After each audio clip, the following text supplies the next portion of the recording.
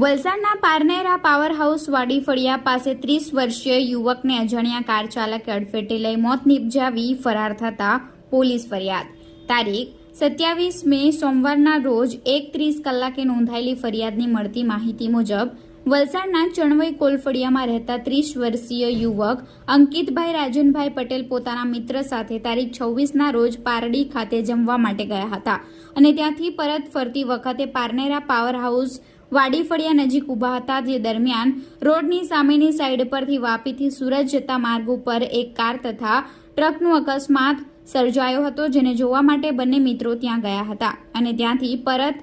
ફરતી વેળાએ સુરતથી વાપી તરફ જતા ટ્રેક ઉપર એક અજાણ્યો કાર ચાલક પૂરપાટ ઝડપે અને ગફલતભરી રીતે હંકારી લાવી અંકિતને અડફેટે લઈ ગંભીર ઈજાઓ પહોંચાડી ત્યાંથી ફરાર થઈ ગયો હતો, જેથી તાત્કાલિક ઘટનાની જાણ 108 એમ્બ્યુલન્સની ટીમને કરવામાં આવી હતી. કોલ મળતાની સાથે જ 108 એમ્બ્યુલન્સની ટીમ ઘટના સ્થળે પહોંચી ઈજાગ્રસ્ત અંકિતને સારવાર હેઠળ પારડીની ખાનગી હોસ્પિટલમાં ખસેડવામાં આવ્યો હતો, જ્યાં ફરજ પરના તબીબોએ તેને મૃત જાહેર કર્યો હતો, જેથી તેની લાશનો કબજો લઈ પીએમ હેઠળ વલસાડ સિવિલ હોસ્પિટલમાં ખસેડી વલસાડ રૂરલ પોલીસ મથકે અજાણ્યા કાર ચાલક વિરુદ્ધ ફરિયાદ પરિવારજનોએ નોંધાવી છે.